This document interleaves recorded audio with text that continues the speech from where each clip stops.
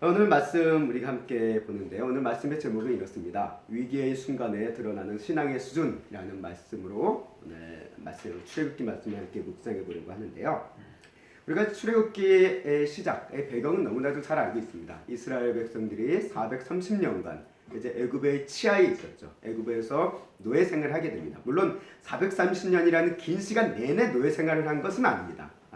초반부에는 이제 요셉이라는 자신들의 조상 충실한 인물이 있었기 때문에 이 애굽에서 어떻게 보면은 나름대로 좀 우호적이고 어떻게 보면 좀 중추까지도 갖출 수 있을 것 같습니다. 그런 호의적인 민족이었지만 시간이 흐르면서 이 애굽에 대해서 요셉에 대해서 잊혀지고 또 새로운 왕조가 들어섬으로 인해서 이스라엘 민족에게 적대적인 이런 흐름으로 정책이 흐르게 되어지자 결국 이 마지막 출애굽기 직전의 상황에서는 이 애굽에서 심한 핍박이 있었다라고 성경이 기록하고 있습니다. 그게 이제 출애굽기 1장의 배경이죠. 그래서 국고성 비동생가 람셋을 건적하기 위해서 노예로서 부려진 상황이 이스라엘 백성들의 현재 상황이었고, 또 애굽을 출애굽하기 위해서 모세가 앞장섰을 때 그로 인해서 더욱더 핍박이 심해졌다라고 성경은 우리에게 기록하고 있습니다. 그런 힘겨운 상황 가운데 결국 마침내 이스라엘 백성들은 430년이라는 긴 애굽 생활을 청산하고 이제 출애굽을 하게 되었습니다. 그래서 출애굽할 때 이 백성들의 모습에 대해서 이들이 어떤 모습으로 출애굽했냐, 어떤 감정으로 출애굽했냐라고 성경은 이렇게 기록을 하고 있습니다. 출애굽기 14장 8절 말씀을 다시 한번 우리 함께 읽어보도록 하겠습니다. 시작. 여호와께서 애굽 왕 바로의 마음을 완악하게 하셨으므로 그가 이스라엘 자손의 길을 따르니 이스라엘 자손이 담대히 나갔음이라. 아멘. 이 8절 말씀은 이제 바로 왕의 뒤쫓기한 하나의 계기를 설명하고 있는데요. 그 전에 이제 마지막 부분에 보면 이스라엘 자손들이 어떠한 모습으로 출애굽할 때 나갔냐라고 하면 담대히 나갔다라고 표현하고 있습니다. 담대히 나갔다. 용맹하게 나간 거예요. 기쁘게 나간 겁니다. 힘있게 나갔습니다. 그래서 이 담대히 나가는 이 모습을 이제 또 성경에서는 또 이렇게 묘사하고 있습니다. 이런 담대히 나가는데 어떤 모습으로 나가느냐? 우리 12장 35절과 36절 말씀을 보면요, 이들이 이런 모습으로 나갑니다. 우리 함께 읽어보도록 하겠습니다. 이스라엘 자손이 모세의 말대로 애굽 사람에게 은금 패물과 의복을 구하매 여호와께서 애굽 사람들에게 이스라엘 백성에게 은혜를 입게 하사 그들이 구하는 대로 주게 하심으로 그들이 애굽 사람의 물품을 취하였더라. 아멘.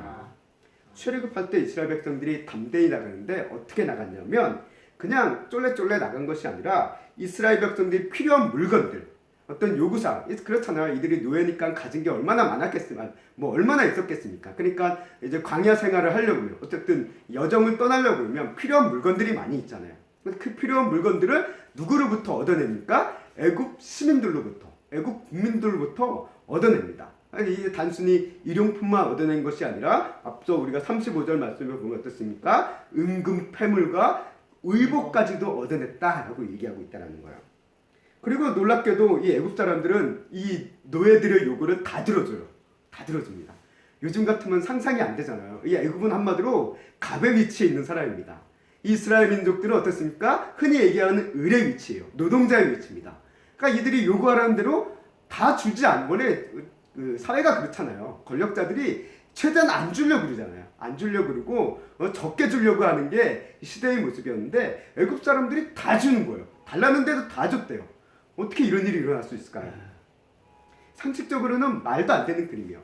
요즘 같은 시대야 이제 노동조합이 있고 어떤 단체들이 있어가지고 막 데모를 하고 이로 인해서 국민들의 어떤 어려움이 일어나고 막 이러면 나름대로 이제 협상을 하고 이렇게 해서 조율을 해가는 그런 모습들이 어떤 갖춰져 있지만 고대 근동에서 그런 게 어떻겠습니까? 하물며 노예 신분에 있었던 이스라엘 백성들이 달라라고 했을 때 예전 같았으면 콧방귀도 안 꼈을 거예요. 그런데 출애굽 직전에는 이스라엘 백성, 이 애굽 사람들이 있는 대로 그냥 달라는 대로 다 줬다라는 거예요. 그게 왜 그럴까요? 이스라엘 민족이 어떻게 보면 생각해보세요. 지금 애굽에 나가는 상황 가운데 애굽은 어떤 모습이냐면 만신창이가 됐습니다. 나라가 만신창이가 됐어요.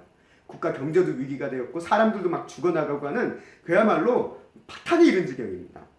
그런 상황에서 이스라엘 백성들이 달라 그러는 대로 다 준다? 이거는 선뜻 그려지지 않는 그림이죠. 왜? 나라가 망했고 나라가 지금 힘들고 어려운 상황인데 내가 가진 거 더 챙겨야지, 빼앗기지 말아야지 하는 게 사람의 모습이잖아요. 그런데 애굽 사람들은 달란트를 다 줬다는 거예요. 애굽 사람들이 호인이라서 그렇습니까? 애굽 사람들이 바보라서 그랬을까요? 오히려 위협하고 빼앗고 해도 관여하는 판에 이 애굽 사람들이 달란트를 다 준다라는 거예요. 그 이유가 뭘까라고 우리가 생각해 봤을 때 이거는 애굽 사람들이 단순히 마음이 좋아서가 그런 것도 아니고요. 어쩔 수 없이 빼앗기듯이 어쩔 수 없는 의미, 호의로 준 것이 아니라 이들이 이것을 준 의미가 있습니다. 그건 뭐냐면요. 우리가 이거 단순히 나갈 때 뭐 애굽 사람이 이제 이제 하나님의 권능을 봤으니까 이스라엘 백성들이 두렵고 빨리 이들을 내보내기 위해서 어쨌든 너희 눈앞에서 빨리 사라져라 하고 이게 가져갈 대로 가져가라고 빨리 사라져라는 그런 의미로서 준 거일 수도 있습니다. 뭐 그런 측면도 있을 것 같아요. 근데 좀 더 큰 의미로 봤을 때 이게 이런 의미로 받아들여졌습니다. 우리가 나라와 나라 간에 전쟁을 하잖아요. 전쟁을 하면 어떻습니까? 승자와 패자가 생기게 됩니다. 지금도 여전히 전쟁을 하고 있잖아요. 우크라이나에서 전쟁을 하고 있고 이스라엘에서 전쟁을 하고 있고 우리가 알지 못하는 작은 곳에서는 여전히 전쟁을 하고 있잖아요. 이 전쟁을 하다 보면은 결국엔 나중에 어떻게 됩니까? 승자와 패자가 결정이 된다라는 거예요. 무승부가 날 수도 있겠지만 대부분 승자와 패자가 결정납니다. 그리고 승자와 패자가 결정나는 순간 승리한 나라는 패배한 나라에게 뭘 요구합니까? 전쟁의 배상금을 요구해요. 그리고 자신들이 얻고자 하는 걸 다 뜯어냅니다. 그렇잖아요. 승리한 나라들은 있는 거 없는 거 다 뺏으려고 그랬습니다. 2차 대전 때도 그렇고 1차 대전 때도 그렇고 그 전쟁의 이제 전쟁을 일으켰던 그 나라들이 막 그것 때문에 배상금을 받고 그것 때문에 어려움을 겪고 하는 이야기들을 우리가 세계사 역사를 통해 보다 보면 우리가 읽어볼 수 있습니다. 전쟁의 배상금을 이제 요구를 할 수 있다는 거예요. 패배한 나라는 그 요구가 정말 부당하고 억울해 보인다 하더라도 그거를 줘야 돼요. 왜? 이미 졌으니까. 거부할 수 있는 그게 없는 거예요. 조건이 없는 거예요. 힘도 없고요. 어떤 자격도 안 됩니다. 그러니까 어쩔 수 없이 들어줘야 된다는 거예요. 오늘 이런 관점에서 보니까 이스라엘 백성들이 출애굽할 때 이 애굽 백성들에게 요구하는 이 요구의 모습이 마치 무엇처럼 느껴졌냐면요. 바로 애굽에서의 하나님의 전쟁의 승리에 대한 승리의 배상금이다. 전쟁의 배상금이다 라고 저는 오늘 말씀을 준비하면서 느껴졌다는 거예요. 예전에는 그냥 이스라엘 백성들이 달라는 대로 하나님께서 말씀하셨으니까 너희가 달라는 대로 다 줄 것이다 라고 얘기한 거니까 그게 그대로 이루어진 것처럼 생각됐지만 물론 그것도 맞죠. 또 다른 측면에서 보니까 우리가 이 애굽에서의 10가지 재앙이 결국 뭡니까? 하나님과 애굽과의 영적 전쟁이에요. 영적 전쟁. 그리고 이 영적 전쟁에서 누가 승리를 했습니까? 하나님이 승리하신 거예요. 하나님이 승리하셨기 때문에 이 애굽에서의 그 전쟁의 배상금을 받을 수 있는 권리가 있는 거예요. 그 권리를 누구에게 준 겁니까? 이스라엘 백성들에게 준 거예요. 이스라엘 백성들이 달라 부르니까 애굽 사람들은 순순히 다 준 거라는 것이죠. 아마 그런 의미로서 오늘 이 나가는 장면을 우리가 상상해 볼 수 있습니다. 이게 일종의 영적 전쟁에 대한 승리의 배상금을 하나님께서 이스라엘 백성들에게 주신 거구나. 그래서 그 말씀대로 애굽 사람들이 순순히 다 준 거구나 라는 그런 느낌으로 저는 말씀이 와닿습니다. 이렇게 이스라엘 백성들이 전쟁 배상금, 물론 여기 성경에 나와 있지 않지만 요구사항이 그렇잖아요. 은과 금을 달라고 그러고 폐물을 달라고 그러고 의복을 달라고 그러는 거 우리가 성경에 보다 보면 막 전쟁에서 승리한 이방 나라들이 이스라엘에서 뺏어갈 때 은과 금을 폐물을 가져가고 옷도 뺏어가고 그런 모습들이 기록되어 있잖아요. 사사기에도 그런 모습들이 기록되어 있는데 마치 그와 같은 거죠. 이스라엘 백성들이 이렇게 하나님의 승리에 대해서 일종의 전쟁 배상금을 하나님 대신 하나님께서 허락하셨으니까 그것을 다 받아가지고 나온 겁니다. 그러니까 이 모습을 정리해봤을 때 이스라엘 백성들이 이 애굽에 나올 때 이 민족의 모습들이 얼마나 기세등등하겠습니까? 하나님의 승리가 있고 우리는 그 하나님의 승리 안에 있는 군대다. 그 승리를 함께 누리고 있는 민족이다, 백성이다 라는 이런 생각을 가지고 나왔을 것 같아요. 그렇잖아요. 이 애국도 무너지고 하나님께서 우리를 구원하셨고 여기에 대해서 어떤 전쟁의 배상금과 같은 우리의 필요한 모든 것들을 애굽 사람들한테 이렇게 받아가지고 그리고 부족함 없이 풍족하게 가지고 나올 수 있으니까 얼마나 담대하겠습니까? 얼마나 기쁘겠습니까? 얼마나 기세등등하겠습니까? 그래서 12장 14절 말씀을 보면 이 이스라엘의 모습의 백성들을 향해 하나님의 12장 41절 말씀에 보면 이스라엘을 하나님의 군대라고 표현하고 있습니다. 특별히 하나님의 군대. 물론 이스라엘 백성 자체가 하나님의 군대, 본질적으로는 하나님의 군대가 맞고요. 그러나 이런 하나의 사건을, 영적 전쟁이라는 하나의 사건을 통해서 하나님의 군대라는 메시지가 거기 또 표현되어 있는 게 의미심장하다는 저는 생각이 들어요. 다른 부분에서 하나님의 군대라고는 딱히 표현되어 있지 않은데 여기서 하나님의 군대라고 표현되어 있는 것으로 봐서는 마치 그한 영적 전쟁에 대해서 승리를 거두고 승리의 전리품을 가지고 나온 이스라엘 백성들과 같은 모습으로 성경은 우리에게 보여주고 있다는 것입니다. 물론 이 이스라엘 백성들이 나올 때 실제 군대 같은 모습으로 나오진 않습니다. 여전히 노예의 모습이고 꾀죄죄하고 부족하지만 군인들처럼 막 근육이 울락부락하고 또 훈련된 절제된 모습 이런 모습으로 나오진 않았을 거예요. 그러나 기세만큼은 개선장군과 같이 승리의 모습으로 이 애굽을 나오고 있다라고 성경은 기록하고 있다는 거예요. 그래서 담대히 나왔다라는 말로 특별히 표현하고 있습니다. 거기에 더해서요, 이스라엘 민족은요, 애굽에서의 이 승리뿐만 아니라 이스라엘의 민족, 출애굽한 민족들을 인도하는 과정 가운데서도 놀라운 현상을 눈앞에 또 경험합니다. 뭘 경험합니까? 이들이 나아가서 광야로 들어가니까 그들의 눈앞에 보이는 게 뭐가 있습니까? 구름기둥과 불기둥이 보인다는 거예요. 구름기둥과 불기둥이라는 어떻게 보면 초월적인 현상이잖아요. 이 구름기둥과 불기둥이 이스라엘 백성들의 광야길을 인도해주고 있다는 거예요. 아멘. 이게 오늘날 우리식으로 표현하면 뭐냐? 이스라엘 민족을 위해서 하나님의 내비게이션이 작동하고 있다는 거예요. 우리 모르는 지역 갈 때 내비게이션 있으면 쉽게 가잖아요. 심지어 해외여행을 가도 구글 맵이라는 것을 사용하면 내비게이션이죠, 일종의. 사용하면 해외에서도 우리가 길을 찾아갈 수 있다는 거. 그런 시대 속에 우리가 있는데 이 고대 근동에서 그런 게 없는 이 시대, 정말 어디로 가야 될지 모르는 그곳에서 하나님께서 구름기둥과 불기둥이라는 그 놀라운 기적으로 이스라엘 백성들을 이끌어주고 있는 것이 지금 이스라엘 백성들 눈앞에 보이고 있는 거예요. 직접 체험하고 있는 겁니다. 실시간으로 경험하고 있는 거예요. 결국 이스라엘 민족은 지금 뭘 경험했냐면요, 하나님의 기적의 사면타를 경험합니다. 첫 번째, 애굽에서의 10가지 재앙이라는 기적을 체험했습니다. 이래서 영적 전쟁의 승리를 경험했어요. 또 하나는 출애굽 직전에 애굽 백성으로부터 그 승리에 대한 배상금을 획득하는 그 일을 또한 경험했습니다. 그리고 마지막 세 번째는 출애굽 시작과 함께 보여주는 구름기둥과 불기둥이라는 하나님의 인도하심이라는 그 현상을 지금 목격하고 있다는 거예요. 자, 이 기적을 이스라엘 백성들은 계속 목격하고 있습니다. 짧은 시간 안에 계속 목격하고 있어요. 생각만 해도 이런 기적들을 계속 목격하고 경험하고 있다라고 한다면 우리의 신앙이 막 쑥쑥 자랄 것 같지 않습니까? 우리의 신앙이 아주 연약한 신앙이 엄청나게 강해질 것 같아요. 나도 그런 기적 좀 경험해봤으면, 나 그런 기적의 현장과 현상이 연속되어지면 내 믿음이 정말 세상에서 남부를 거 없이 엄청나게 좋아질 거라는 그런 상상을 우리가 한번 해보게 된다는 거죠.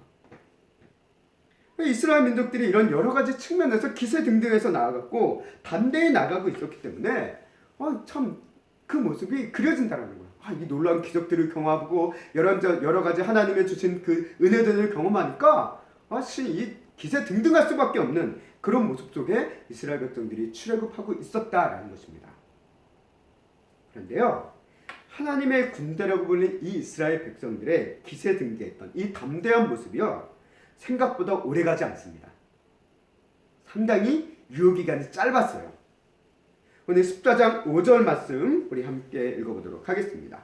14장 5절 말씀 한번 읽겠습니다. 시작. 애국 왕에게 알려짐에 바로와 그의 신하들이 그 백성에 대하여 마음이 변하여 이르되 우리가 어찌 이같이 하여 이스라엘은 우리를 섬기면서 놓아 보냈느냐. 이스라엘 백성, 이 지도층이죠. 애국과 신하 지도층이 이 이스라엘 백성들을 보내고 나니까, 그리고 이들이 떠났다라는 얘기를 딱 듣고 나니까 마음이 변했다는 거예요. 마음이 변해서 심승생중이에요. 우리가 왜 이들을 보냈지? 우리 정신 나갔나? 우리 미친 거 아니야? 라는 생각을 했다는 거예요. 왜? 지금 애굽은 어떤 사람입니까? 나라가 망가졌어요. 나라가 망가졌습니다. 경제적으로도 여러 가지 농업적으로도 식량적으로 모든 사회의 모든 것들이 다 마비가 돼서 망가진 상황이에요. 근데 이 망가진 상황을 다시 돌리기 위해서는 뭐가 필요합니까? 노동력이 필요해요. 그 노동력이 수월한 노동력이 뭐였습니까? 이스라엘 민족이었습니다. 공짜 노동력. 근데 이거를 지금 다 보내준 거예요. 나라를 재건해야 되는데, 나라를 다시 회복시켜야 되는데, 그러기 위해서는 일손이 필요한데, 노동력이 필요한데, 그야말로 값싼 노동력으로 부릴 수 있는 이스라엘 민족이 지금 다 나갔다는 거예요. 보내고 나니까 얘들이 정신이 든 거. 미쳤나봐 우리. 얘네들이 있어야지 나라를 살리는데, 얘네들이 있어야지 나라를 재건하는데 이게 무슨 일이야? 라는 생각을 하기 시작했다는 거죠. 그러면서 이들이 이제 이 노예에 대한 이 이스라엘 민족을 다시 회수하기 위해서 서둘러 군대를 편성합니다. 우리가 예전 TV 드라마에 이제 추노라는 드라마가 있었죠. 노예를 이렇게 찾아가지고 이렇게 돌려보내는 뭐 그런 내용이었던 걸로 알고 있는데요. 일종의 그 추노를 위한 군대를 편성을 합니다. 그래서 14장 6절과 7절 말씀에 보면 이렇게 얘기해요. 바로가 곧 그의 병거를 갖추고 그의 백성을 데리고 갈 때 선발된 병거 600대와 애굽의 모든 병거를 동원하니 지휘관들을 다 거느렸더라. 아멘. 자, 애굽에 있는 모든 가용 병력을 다 동원한 겁니다. 다 동원한 거예요.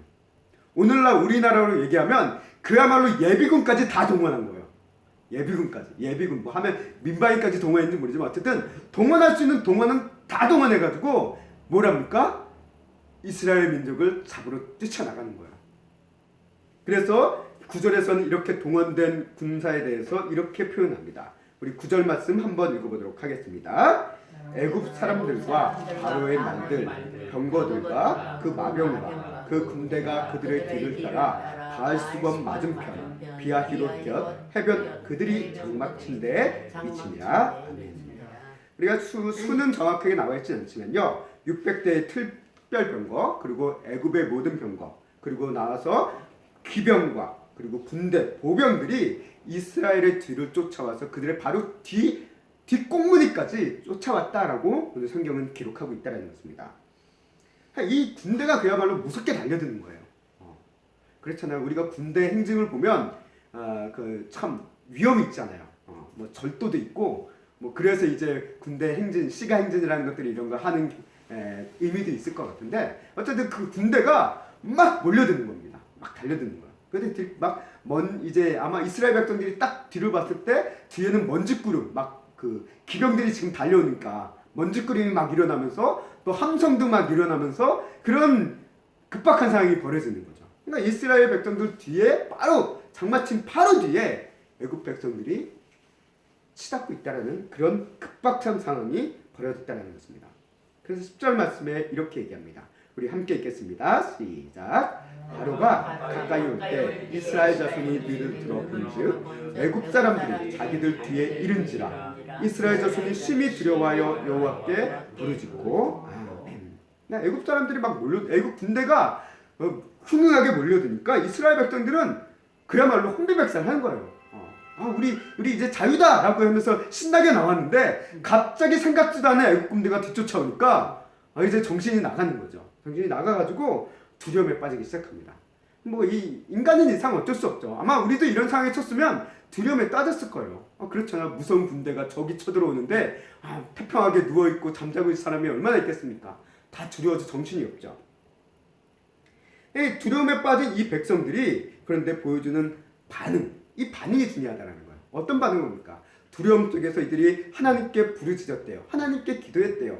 기도했네? 근데 문제는 뭡니까? 그 다음에 있습니다. 다음이 뭐냐? 11절과 12절 말씀 함께 읽겠습니다. 시작. 그들이 또 모세에게 이르되 애굽에 매장지가 없어서 당신이 우리를 이끌어내어 이 광야에서 죽게 하느냐? 어찌하여 당신이 우리를 애굽에서 이끌어내어 우리에게 이같이 하느냐?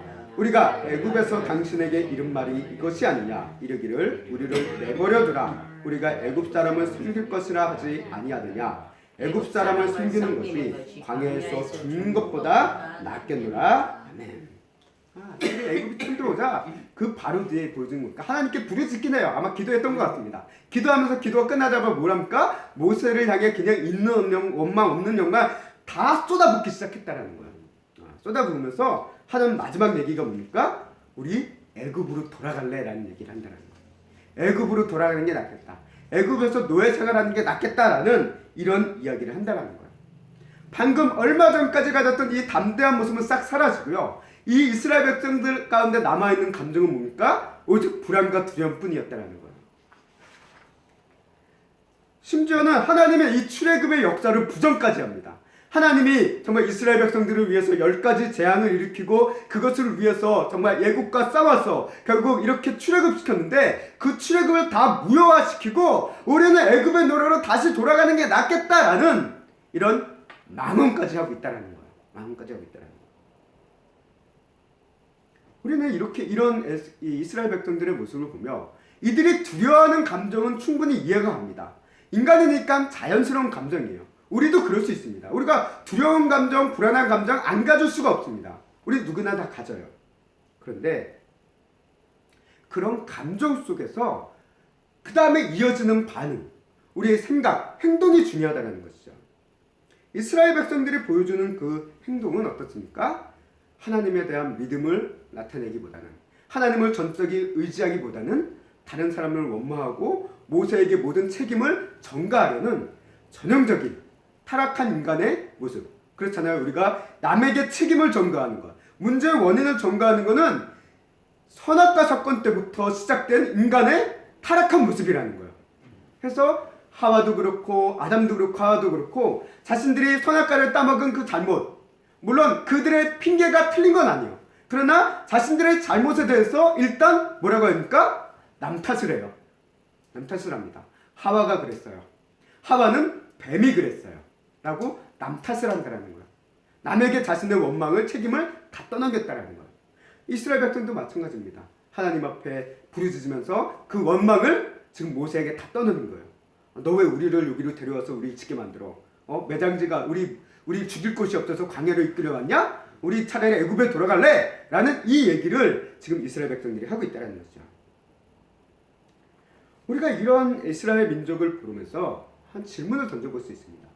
왜 이스라엘 백성들은 이렇게 하나님의 놀라운 능력의 현장들을 조금 전까지 경험했습니다. 그것도 연속적으로 경험했어요.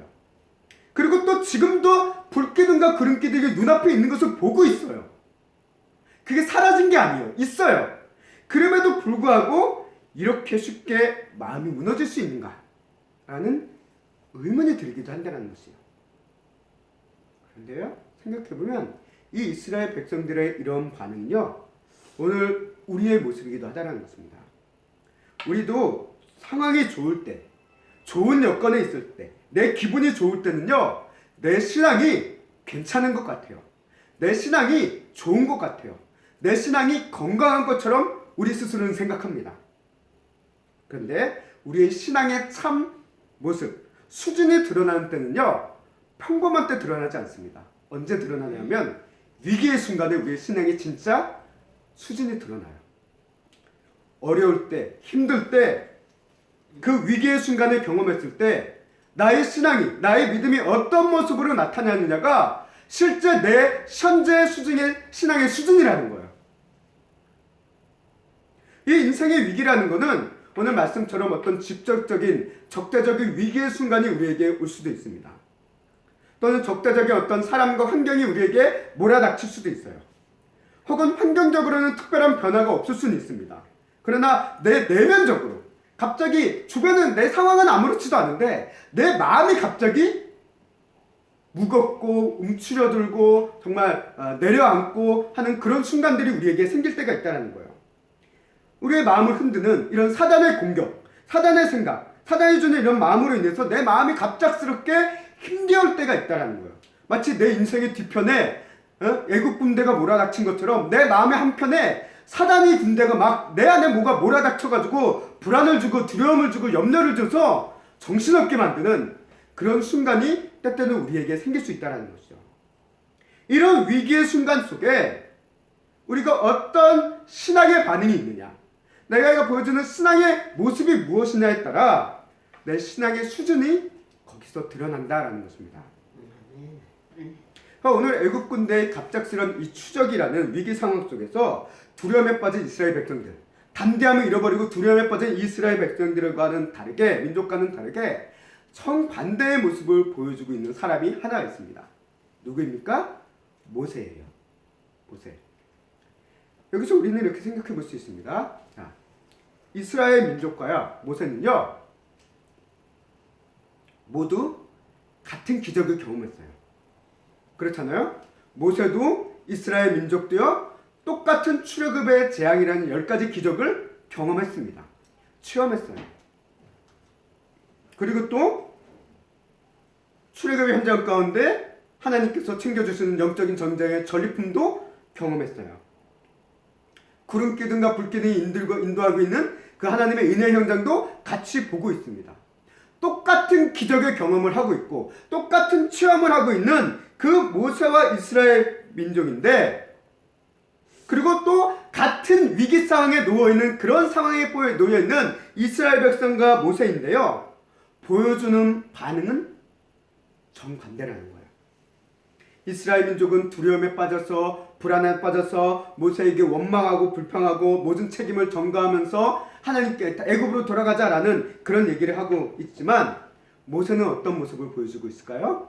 오늘 14장 13절 말씀 함께 읽어보도록 하겠습니다. 읽겠습니다. 시작. 모세가 백성에게 이르되 너희는 두려워하지 말고 가만히 있었어. 오늘 너희를 위하여 행하시는 구원을 보라. 너희가 오늘 본 애굽 사람을 영원히 다시 보지 아니하리라. 아멘.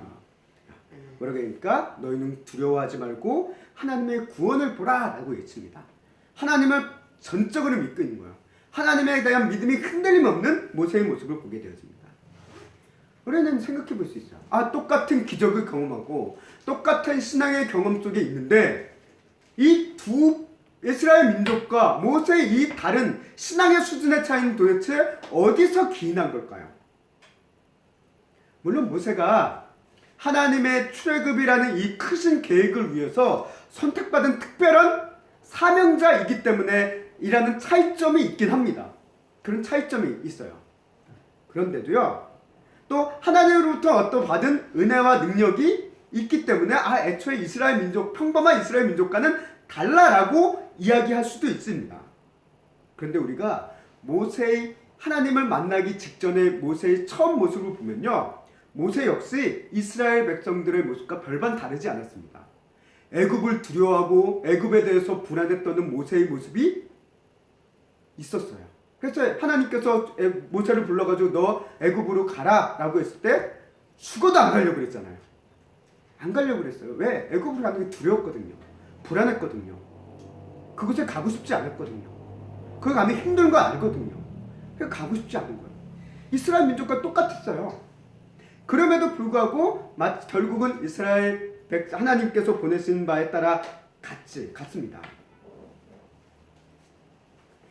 모세 또 하나님의 이 부르심에 따라 애굽에 갔을 때 애굽에서도 이 백성들이 어떤 원망하고 바로는 말 안 듣고 이런 모습을 통해서 그것들이 힘들어가지고 하나님 나 안 하려고 했는데 왜 보냈어요? 라고 하소연하는 모습도 모세에게 보여집니다. 모세나 이스라엘 백성들이나 별반 다를 뻔 없었다라는 거예요. 똑같은 인간이었다라는 거예요. 불안해하고 두려워하고 힘들어하는 똑같은 인간이었습니다. 그럼에도 불구하고 이스라엘 민족이나 모세나 똑같은 인간이고 똑같이 연약한 인간임에도 불구하고 지금 이 위기의 순간 보여주는 이 신앙의 차이, 이 신앙의 수준의 차이는 도대체 어떻게 벌어지게 된 걸까요? 그 이유가 있습니다. 가장 큰 차이점이 있어요. 그거는요, 이스라엘 백성들은 하나님의 기적만을 경험했지 뭘 경험하지 못했냐면 하나님과의 교제는 경험하지 못했습니다. 하나님과의 친밀한 교제가 없었어요. 오직 기적만 경험했어요. 이들은. 반면 모세는 어떻습니까? 매 순간순간마다 하나님의 기적의 은혜도 있었지만 가장 성경에 보여주는 과정은 뭐냐면 하나님께서 모세에게 말씀하시고 모세는 그 말씀에 순종하며 나갔던 모습들이 출애굽의 10가지 재앙 가운데 계속 기록되어 있습니다. 아멘. 한마디로 하나님과 계속 교제를 했다는 거예요. 친밀한 교제가 있었다는 것입니다. 이게 하나 이스라엘 백성들과 모세의 그 신앙의 수준을 가르는 가장 큰 차이라는 거예요. 기적이 있느냐 없느냐, 기적의 유무, 기적의 어떤 빈도가 아니라 우리에게 주어진 신앙의 수준은 뭐에 있느냐? 하나님과의 교제, 그 친밀함에 있다라는 것이 성경이 우리에게 보여주는 가장 핵심적인 사건입니다. 우리는 생각을 해요. 아, 내가 기적의 현장을 많이 경험하면, 신비한 일을 많이 경험하면 내 신앙이 올라갈 것 같은 착각을 우리는 합니다. 그런데 그렇지 않습니다. 이스라엘 백성들이 애굽으로부터 광야를 지나서 가나안 땅 가데스 바네아 동안 가는 동안 수많은 기적을 경험합니다. 근데 그들의 신앙이 성장했습니까? 성장 안 했어요. 거의 성장 안 합니다. 만약 기적의 횟수가, 기적의 빈도가 그들의 사람의 신앙을 높여주는 요소라고 한다면 이스라엘 민족의 신앙은 가데스 바네아에 왔을 때 매우 높았어야 돼요. 그런데 어땠습니까? 형편없었어요. 형편없었습니다. 조금만 어려운 상황이면 어떻습니까? 불안한 생각이 들면 불평과 원망을 하며 계속 애굽으로 돌아가자라는 얘기를 했던 게 이스라엘 민족이었습니다. 그렇게 수많은 기적을 경험했는데, 수많은 하나님의 은혜를 경험했는데 하나님에 대한 믿음은 너무나도 없었다는 거예요. 이건 오늘 우리도 마찬가지입니다. 우리도 신앙생활하면서 내가 믿음 없는 게 하나님의 은혜, 어떤 기적을 경험하지 못했어요. 기적을 경험한 게 너무 조금해서 그래요. 그러니까 하나님 때문이에요 라고 우리는 이야기할 수 있지만, 아니요, 신앙의 수준은 내가 기적을 경험하지 못해서가 아닙니다. 우리의 신앙의 수준이 성장하지 못하는 이유는요, 우리가 하나님과 교제하지 않아서 그래요. 하나님과 친밀하지 않아서 그렇습니다. 하나님과 가까이 하지 않아서 우리의 신앙이 자라지 않은 겁니다. 그렇기 때문에 오늘 우리 그리스도인의 신앙에서 중요한 것은 기적이 아니라 하나님과의 교제라는 이 친밀함에 있다는 것입니다. 오늘 살아가는 우리들도 마찬가지예요. 아마 우리가 주변에 신앙 좋으신 어떤 성도들이나 또는 기독교 반동이나 유튜브 이런 것들을 보면 신앙 좋으신 분들을 소개할 때가 많이 있어요. 어떤 간증이라든가 이런 것들을 보면서 소개하시는 그런 경우들이 많이 있습니다. 그런 분들의 얘기를 딱 듣보면 저분도 어떻게 저렇게 신앙이 좋을까? 라는 이런 생각을 해요. 그러면서 그 얘기를 듣습니다. 저분은 신앙은 저렇게 좋은데 왜 나는 이것밖에 안 됐지? 저분이랑 난 좀 상황이 비슷한데 저분은 저런 신앙을 근데 나는 왜 이것밖에 안 됐지? 라면서 때때로는 그런 모습을 보면서 나 자신을 비하하는 경우도 있어요. 그래서 나 자신의 열등감을 느끼는 경우도 있습니다. 그런데 우리가 그 모습을 보면서 우리가 발견해야 되는 건 뭐냐면, 이렇게 신앙이 좋으신 분들의 거의 대부분의 공통점은 뭐냐면 하나님과의 교제를 결코 소홀히 하지 않는다는 거예요. 하나님과의 교제의 시간을 매우 중요시 여기시는 분들이 그런 신앙의 모습을 늘 우리에게 보여주고 있다는 거예요. 그 형태는 다를 수 있습니다. 뭐 하루에 몇 번을 기도하고 몇 시간을 기도하고 이거는 다를 수 있어요. 그러나 분명한 거는 하나님과의 이 교제의 시간, 이 친밀함을 위해서 그 시간을 결코 소홀히 하지 않는다는 것은 분명한 공통점이라는 거예요. 그렇기 때문에 우리 그리스도인들이 오늘날 교회를 다니면서 경건 훈련을 꾸준히 해야 되는 이유, 그리고 교회에서 그것을 훈련시키고 이야기하는, 가르치는 이유가 바로 여기에 있다는 거예요. 우리 신앙이 성장하지 않는 이유는 뭐냐? 하나님과의 교제가 없어서 그렇습니다. 하나님과의 교제가 없으니까 하나님과 친밀해질 수가 없습니다. 그러니까 신앙 성장이 이루어지지 않는다라는 거예요. 그리고 하나님과의 이 교제, 이 친밀함은 단번에 이루어지지 않습니다. 꾸준한 교제의 시간이 지속돼야지 우리는 친밀해져요. 우리 사람과의 관계도 그렇잖아요. 처음 만나자마자 막 친밀해지는 경우는 매우 드물잖아요. 만나고 계속 만나고 계속하고 같이 시간을 공유하고 이야기를 하면서 그런 시간들을 보내면서 우리가 점점 친밀해지잖아요. 친해지잖아요. 그런 것처럼 하나님과의 관계도 마찬가지입니다. 처음부터 성경 말씀 몇십 장을 읽고 한 번에 몰아치기 하듯이 막 기도하고 한다고 해서 하나님의 친밀함이 단번에 팍 생기는 게 아니라는 거예요. 꾸준해야 된다는 것입니다. 적더라도 꾸준히 우리가 해나갈 때 우리는 그 시간들을 통해 점점점 하나님과 우리의 관계가, 교제가 깊어지고 친밀해지는 그 은혜를 경험하게 되어지고, 이를 통해서 우리는 알게 모르게 우리의 신앙이 점점 성장해 간다는 것입니다. 그리고 그렇게 성장한 신앙이 수준이 드러난 때가 언제냐? 우리의 위기의 순간이 왔을 때, 힘겨운 순간이었을 때 그 힘겨운 상황을 바라보면서 내가 보여주는 반응. 이렇게 어렵고 힘겨운 상황에 바라봤을 때, 이 순간 내가 기도해야 되는구나. 이 순간 내가 하나님을 바라봐야 되는구나. 이 순간 내가 하나님을 찾아야 되는구나. 라고 깨닫는 사람과 그 힘겨운 순간에, 왜 내 인생이 이 모양 이 꼴이야. 라고 원망하는 사람의 차이가 여기서 갈라진다라는 거 우리는 오늘 말씀을 통해서 볼 수 있다는 것입니다. 이를 위해서 우리 귀한 성도 여러분, 말씀으로 하루를 시작하시고 일정한 시간 말씀을 꾸준히 읽으시는 훈련을 해나가시길 바랍니다. 그리고 매일 하나님께 작더라도 기도로 나아가시는 시간을 꼭 만드시길 바랍니다. 그래서 시간을 정해서 일정 시간 동안 기도하시는 훈련을 통해서 또 하나님과의 깊은 교제의 시간으로 나아갈 수 있기를 권면합니다. 그리고 또 예배 시간에 또 우리가 함께 감사함으로 함께 모일 수 있는 그런 은혜가 우리 성도님들에게 함께하기를 원합니다. 이제 말씀을 정리하겠습니다. 우리 인간에겐 언제 어느 때 무슨 일이 생길지 모릅니다. 인생의 어느 순간 위기가 나에게 찾아올 줄 모릅니다. 혹은 커다란 위기의 순간이 아니라 하더라도 내 마음과 감정이 어떤 임계치에 도달해가지고 견딜 수 없을 때가 생길 때도 있습니다. 그런 위기의 순간에 나타나는 나의 신앙의 모습은 이전까지 쌓아왔던 하나님과의 관계의 모습, 이 교제의 시간들로 우리 신앙의 수근이 만들어진다는 것을 오늘 말씀을 통해서 우리에게 깨닫게 해주셨습니다. 이스라엘 민족의 대사수처럼 하나님의 은혜를 잊어버리고 원망하고 하나님을 믿지 않고 그저 순간순간적인 감정에 따라 일시적으로만 믿음 좋은 척하는 마치 냄비신앙과 같은 그냥 다 끓었다가 싹 식어버리고 끓었다가 식어버리고 하는 그런 신앙이 아니라 모세와 같이 정말 변함없이 한결같은 그런 굳건한 믿음의 신앙, 하나님을 바라보는 그런 신앙을 우리 성도님들이 가지게 되기를 주님의 이름으로 간절히 소망하고 축원합니다. 이로해서 어떤 어려운 상황, 갑작스러운 상황 속에서도 흔들림 없게 설 수 있도록 매 시간, 매일의 삶 가운데 하나님과의 교제를 통해서 우리 성도님들이 모세처럼 더 하나님과 가까워지고 하나님의 음성을 들으며 사는 우리 귀한 하나님과의 교제의 풍성함이 있는 우리 새임교회 성도님들 한 사람 한 사람들의 삶이 될 수 있기를 주님의 이름으로 간절히 소망하고 축원합니다. 아멘.